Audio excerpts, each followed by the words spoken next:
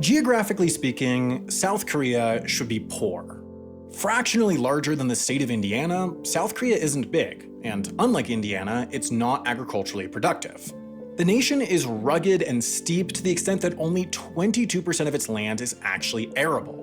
Worse still, this rocky disposition doesn't make up for its agricultural shortcomings through any sort of mineral wealth. South Korea has coal, but not much, as it ranks 49th globally in proven reserves, far behind even its dirt-poor neighbor to the north. And perhaps most problematic is the fact that the country's 81st in the world in natural gas reserves and is tied dead last in oil with none at all. And all of these are only the domestic challenges. Zoom out from the Rocky Peninsula, and the region's a who's who of past and present powerhouses. Squeezed through history by empires around it and limited natural resources, South Korea should be poor. But it's not. It's rich. By nominal GDP, South Korea has the 10th largest economy in the world, a fact that has much to do with a single company. Before there was a Republic of Korea, and before there was a war to define the economic doctrine of Korea, there was a grocery trading shop in the southern city of Daegu that dealt in fish and noodles and went by the name of Samsung.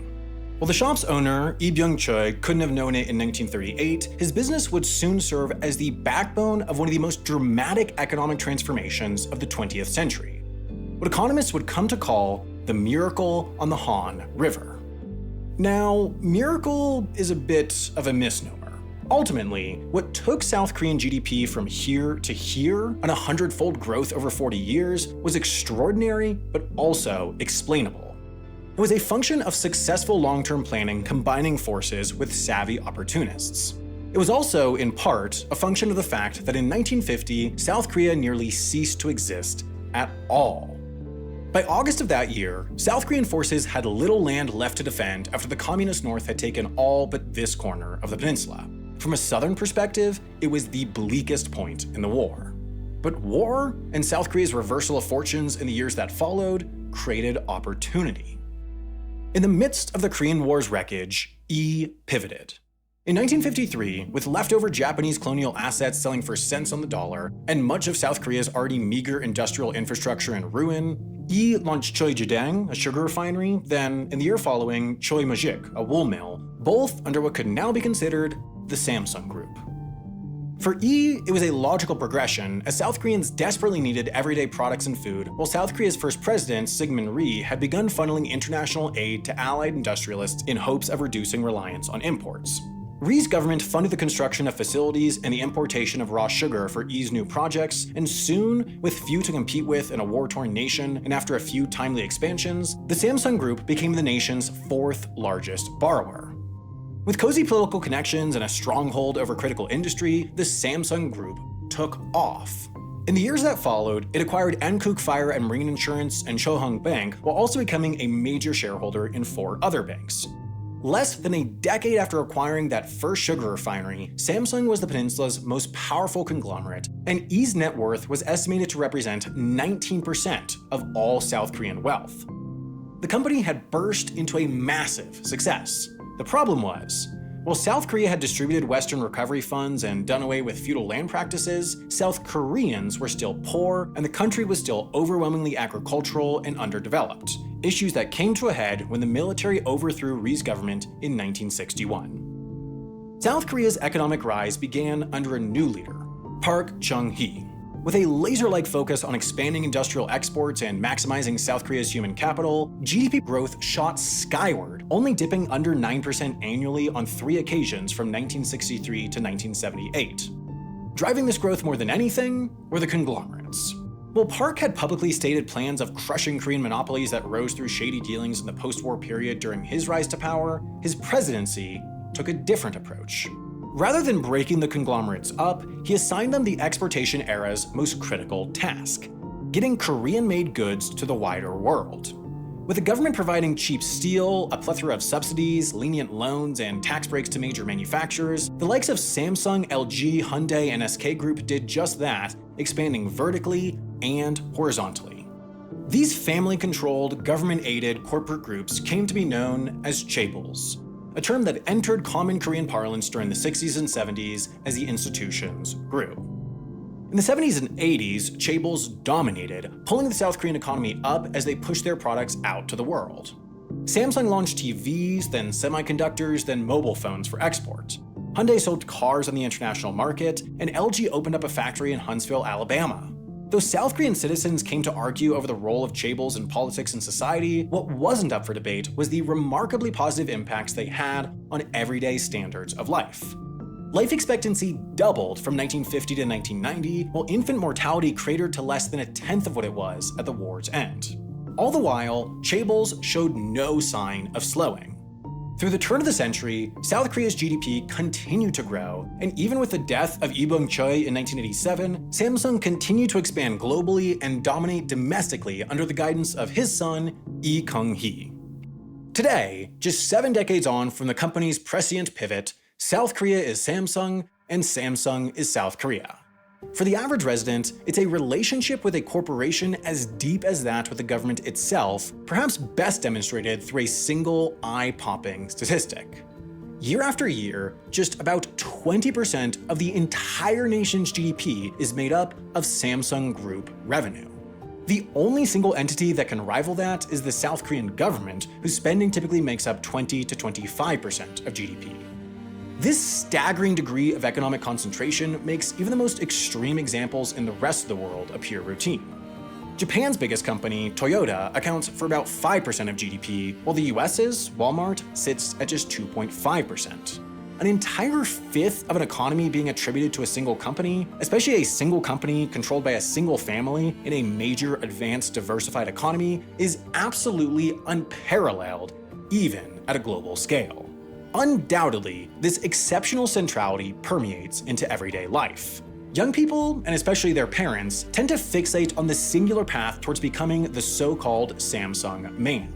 It's considered the pinnacle of success to have passed all the academic and social hurdles necessary to be deemed worthy to work at the country's largest company, and therefore this idealistic vision is encapsulated across South Korean society. Characters in pursuit of a position at the company even borders on cliché as a plot point in the country's film and television.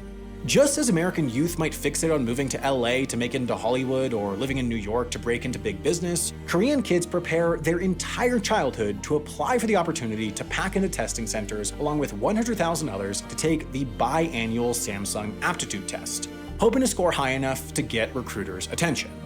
Hundreds of thousands won't even be allowed to take the test, then all but a few thousand won't advance past it, leaving legions of disappointed youth who move on to the next layer in the social hierarchy of careers, working for the smaller, lesser chaebols like Hyundai or LG. For those that don't succeed there, they move on to the country's small and medium-sized employers, a fact they will try to hide from extended family and friends due to its characterization as failure. This centrality of focus can perhaps be attributed partially to the extent that Samsung has permeated into South Korean life. When you buy a smartphone in South Korea, you buy it from Samsung. When you need life insurance in South Korea, you purchase a policy with Samsung. When you take the ferry in South Korea, you step onto a ship built by Samsung.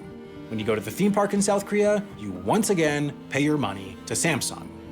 This convoluted, seemingly scattershot structure of the conglomerate is reflective of the way that Samsung has followed and captured opportunity wherever it exists through history, and has actually been a critical factor in the Lee family's continued grip on power. Today, there are 59 major Samsung affiliate companies, although, like many aspects of Samsung's ownership structure, this is a soft, subjective definition, as so much of the way in which control is held across the empire is soft and subjective. But let's say there were just 2 affiliates, one of which wholly owned by the Lee family, one of which wholly owned by outside investors, both worth $50 million respectively. Now, most major business decisions are settled with a simple majority, meaning to approve a budget for the next year, for example, just 50% worth of shareholders plus 1 needs to vote affirmatively. So that's to say, 49.9% of the E family ownership in the first affiliate is effectively worthless from a control perspective, at least for most decisions. So what they could do is sell that 49.9%, buy 49.9% of the other affiliate, then use a tiny bit of extra cash to get up to 50% plus 1 ownership of both affiliates. It's essentially the same amount of money invested, but 2 companies under E family control instead of 1. But now using their control of both of these companies, they could instruct each to use annual operating profit to buy up 50% plus one ownership in a third affiliate, rather than paying it back to themselves and the other owners, which would be subject to income tax. And while they wouldn't directly own the third affiliate, they would control it because they control the first two affiliates, which control the third.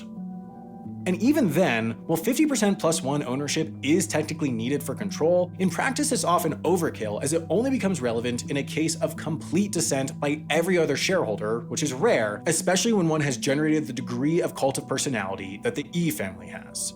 So the E family might only need 30 or 40% direct or indirect control of a given affiliate if another 10 or 20% is owned by trustworthy, allied, outside investors. Through the decades, these and other systems have compounded to create this: a scattered, convoluted web of ownership that can confuse even the savviest financial analysts, but ultimately results in what matters to the Lee family most: complete control of the entire empire. But these structures are tenuous, especially when someone dies. South Korea has one of the highest inheritance taxes in the world, 50%. That means that 50% of the value of assets goes to the government when they're passed from one generation to the next. Therefore, if Lee Kung-hee, for example, passed $5 billion in shares to his son, Lee Jae-young, the heir would have to find some $2.5 billion to pay the government, which he likely could only do by selling $2.5 billion worth of shares, therefore losing the voting power that they bestow. This hypothetical started to feel far more concrete in May of 2014 due to this: the heart attack of Lee Kung-hee. The chairman survived, but only barely.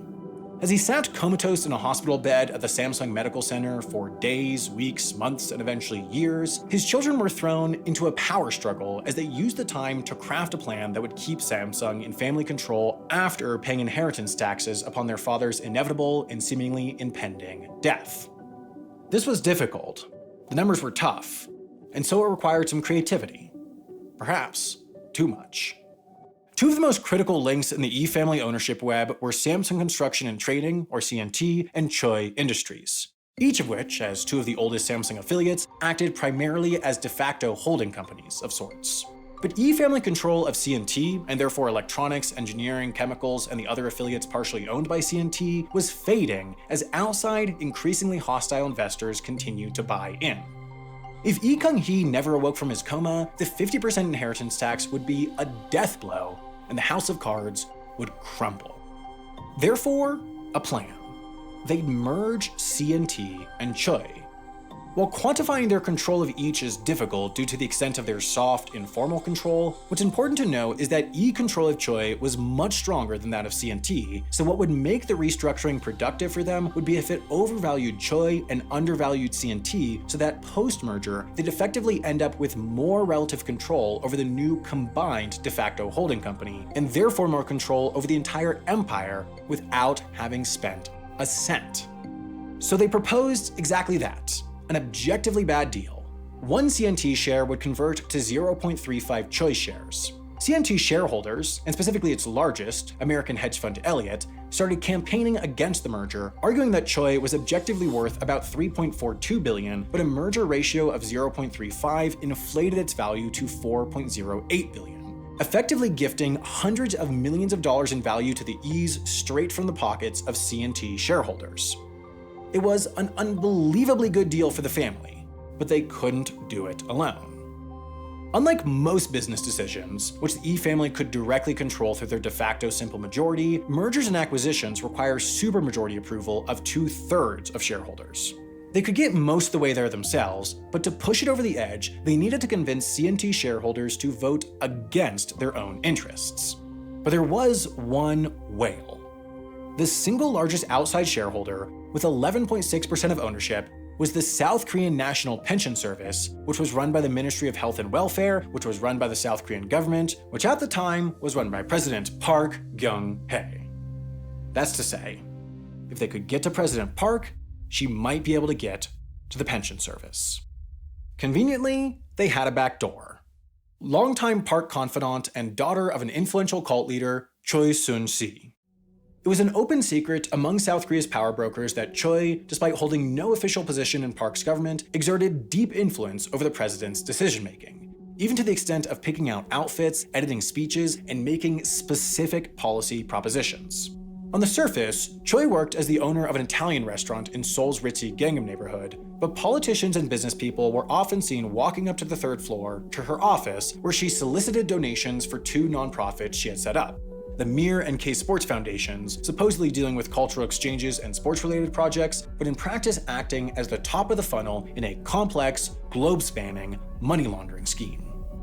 Samsung, at the direction of Lee Jae-young, donated a combined $36 million to Choi's foundations, and while still little is known about the specific inner workings, soon after, the state pension fund voted in favor of C&T and Choi's merger, the measure passed, the two companies combined, and the Lee family shored up control of the Samsung empire into the next generation.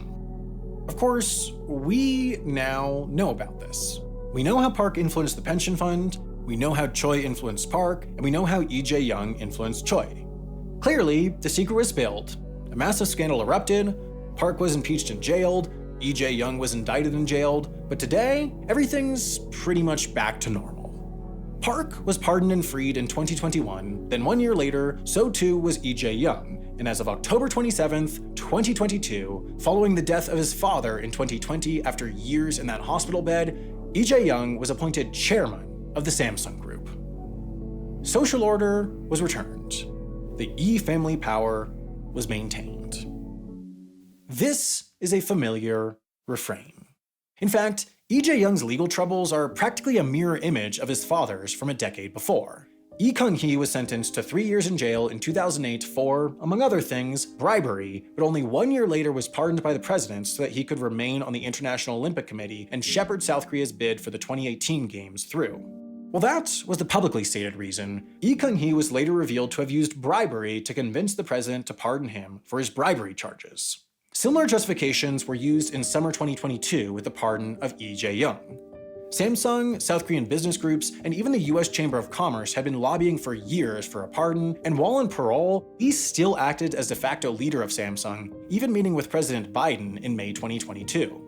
So 2 months on, President Yoon Suk-yeol justified Lee's pardon in a straightforward manner, saying that as the only realistic family heir to the Samsung chairmanship, his leadership was necessary to guide the country's largest company as both recovered from the COVID-19 pandemic.